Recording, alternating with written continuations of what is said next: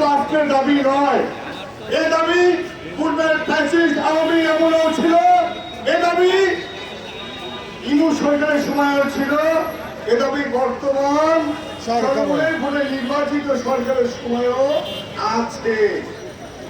এটা পরিষ্কার বোঝা যায় যখন যারা এই ক্ষমতায় আসুক তারা কার লোক, কর্মচারীর লোক, আর সাধারণ মানুষের চিন্তা করেন না সুবিধাভোগীদের চিন্তা করেন।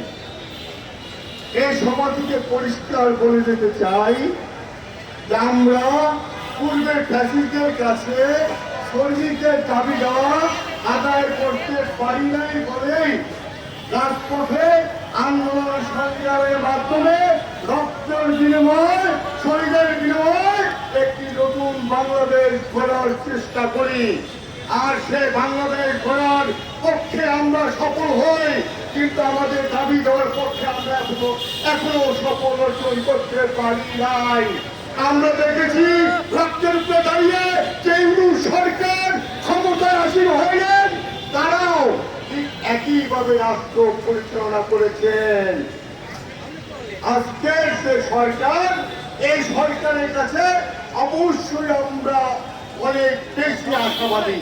কেননা অনেক বছর পর বাংলাদেশে জনগণের সরাসরি ভোটের মাধ্যমে এই সরকার নির্বাচিত হয়েছে।